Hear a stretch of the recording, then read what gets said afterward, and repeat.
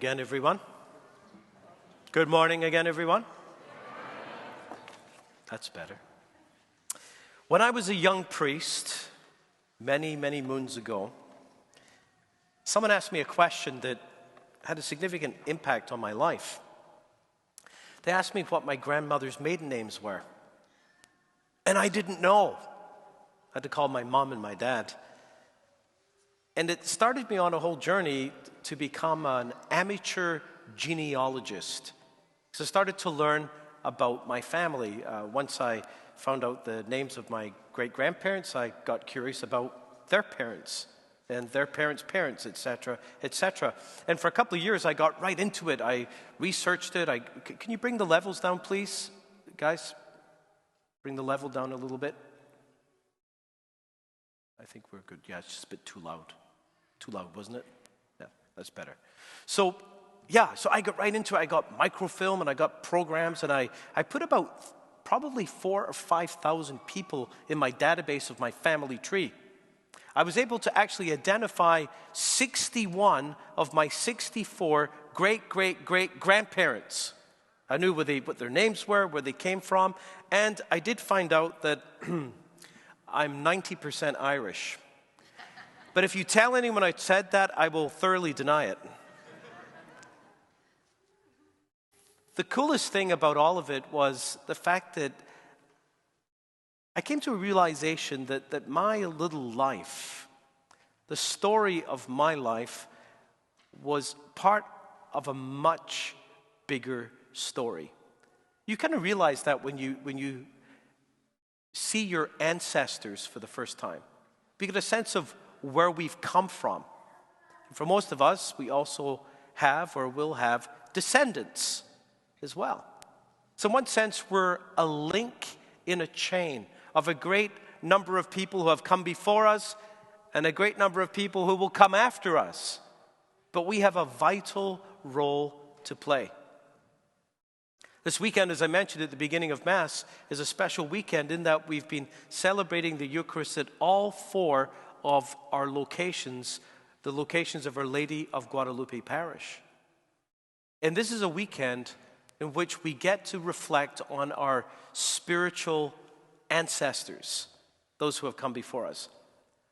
Now, I want to take some time this morning to talk a little bit about our family history, okay? And I want to go way back with you to the time when Halifax was first founded. Now, I know that many people in the church today, like me, are new arrivals to Canada. I immigrated to Canada from Scotland in 1982, so I'm an immigrant, as many of you are.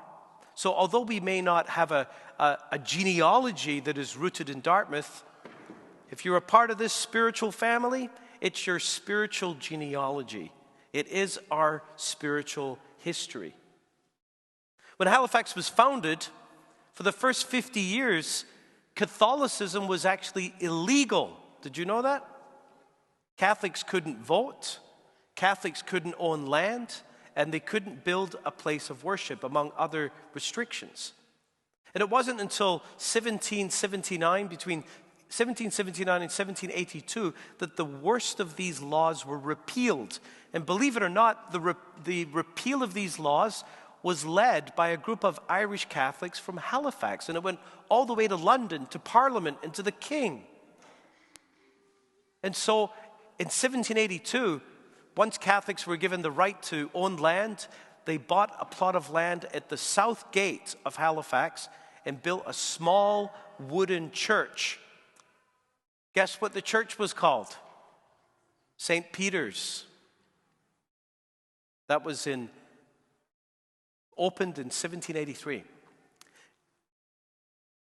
In the 1820s, the Catholics in Halifax decided that the small wooden church was too small. They wanted to build a cathedral. They were now allowed to have bishops. So they wanted to build a cathedral, and they tore down the wooden church and started building a stone church that is now St. Mary's Cathedral at the corner of Barrington and Spring Garden. You've been there, right? So that replaced the wooden church. And in the 1820s, the Catholics on this side of the harbor, and they said, hey, we want a church too. So in 1829, they framed up a church. And I found a quote from a Halifax newspaper dated Monday, October 26, 1829, that said this, that the frame of the new Catholic chapel was erected in the delightful little village of Dartmouth. And the following year, as they were building the church, the people in Halifax saw what they were doing across the harbor, and they shouted, they said, "Hey, you Dartmouth people, we've got some spare wood. Would you like it for your church? Because we tore down our old church." And the Dartmouth people said, "That would be awesome." I'm kind of making this up a little bit. But it's based on a true story, as they say in the movies. And so they actually shipped some of the wood from the old church in a barge across the harbor, including the altar, the old altar. And that altar had wood carvings in them that later we discovered go back to the 16th century. Those wood carvings are right in that niche over there. You can look at them after Mass. But they took the wood and they completed the church, and guess what they called that church? St. Peter's Church. And I've got a photograph of it. It was finished in 1832, and that's when St. Peter's Parish came into existence. And this was built at the corner of Ochterlony and Edward Street. If you go there today, it's a parking lot. That was the first St. Peter's Church in Dartmouth. And the church they built in Halifax was one of the first Catholic churches in the English-speaking British Empire in the whole world. And the Catholics worshipped there for 50 years until it got a little crowded because the Catholic population grew. And they said, well, let's buy some land. So they bought a plot of land about half a mile from there, right on this spot, and they built a new church. In 1882, they built this stone church. And the Catholic community continued to grow. And 40 years later, the population had spread, and out in Woodside, where the Dartmouth General Hospital is, and the Nova Scotia Community College, that was a place of industry. There was the oil refinery and a sugar refinery, and the local Catholics who lived there, who came here to this place, they said, we would like a church of our own. And so that's what led to the building of Immaculate Conception Church, where we had Mass this morning at 9 o'clock. It was built 100 years ago. And a bunch of Catholics who came to this parish, in a sense, broke off and founded their own parish.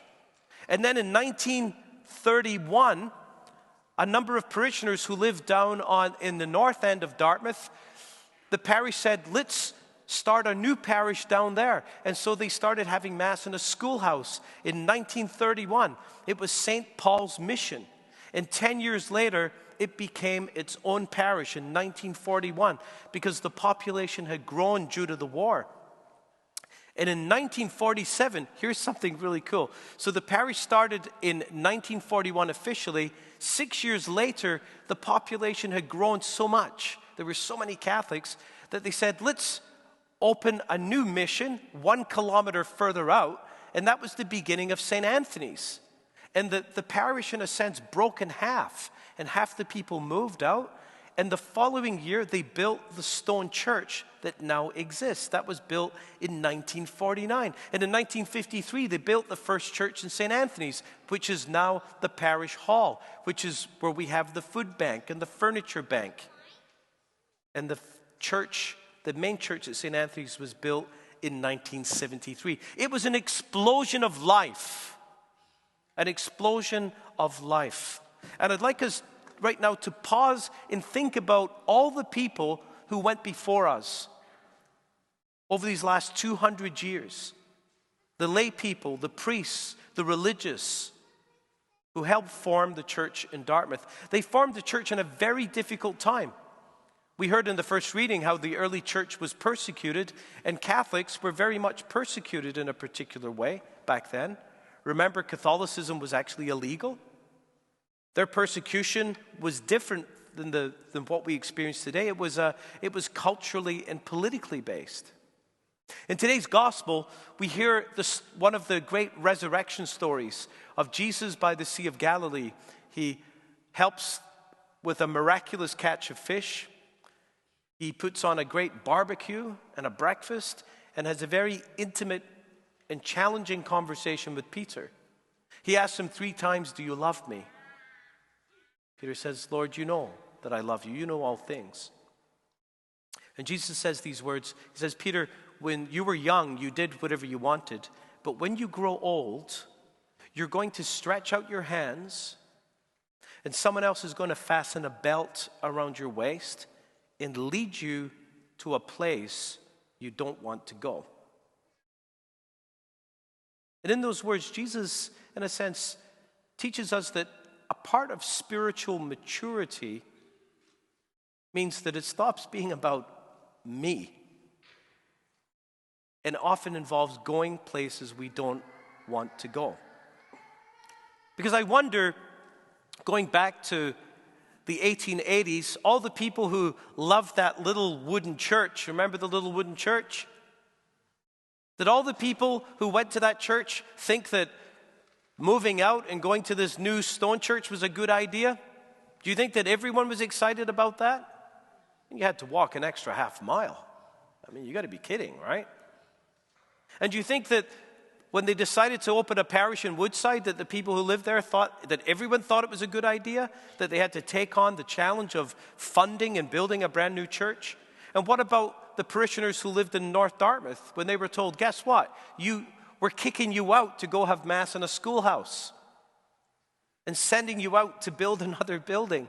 And what about who came up with the crazy idea to split a parish in half the year before they started building a new church building? I mean, those were crazy times. I'm sure not everyone was excited about it. These were challenging things to do. But when you are driven and shaped by love of Jesus and his mission, we will allow him to fasten a belt around our waist and lead us where we do not want to go. For about 130 years, the Catholics of Dartmouth created structures that supported the mission.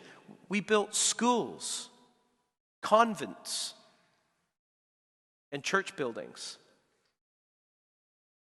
The growth was tremendous. But eventually, the growth leveled off and it began to fall into decline. Can anyone guess when it leveled and when it started to go into decline? Of what period of history that happened? Any guesses? 60s, exactly. It was actually around the mid-60s. You see the numbers of sacraments and the building projects basically come to a halt, and it begins to go down on a downward slide. And that happened for 30 years, almost unchecked, almost, it seems, unnoticed.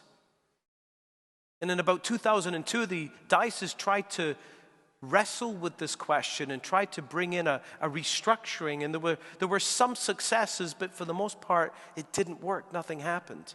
And for the last 20 years, we've been struggling with this until this very point.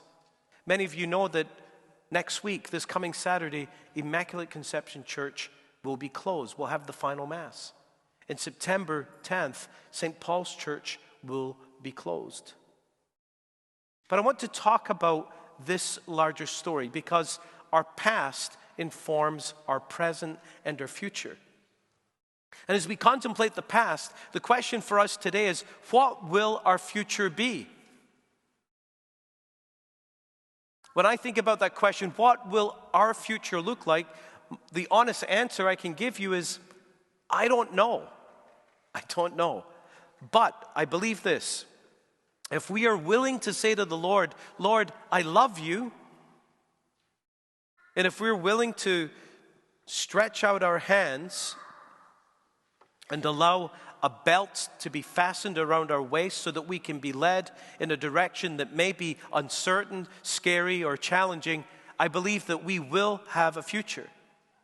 200 years ago, the Catholics of Dartmouth sensed the call to build something that would allow the faith to flourish, that would serve future generations. And we recognize them as our spiritual ancestors.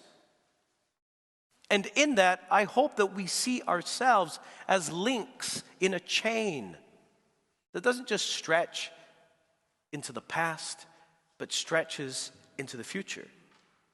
And a critical question for us is, what will we allow God to do in us and through us and with us that will serve future generations? Over the last year, the Parish Pastoral Council has been gathering and wrestling with some of the big questions about our future. And one of the things we were working on was a parish purpose statement. The challenge was, how do we sum up our core purpose in one sentence? It's an interesting question. What's the main thing? You know, a famous author once said this, that for any organization, including churches, the main thing is to keep the main thing the main thing. Because it's very easy to get caught up in doing things that dissipate our energies and just leave us exhausted. What's the main thing for our parish? And after working together and discussing and working in small groups and receiving feedback and doing a lot of wordsmithing and reflection, we come up with a one-sentence purpose statement, and I want to share it with you this morning. You ready for it? Okay, here it goes. Our Lady of Guadalupe parish purpose is this: to make joyful disciples of Jesus who form a community that overflows in faith and charity.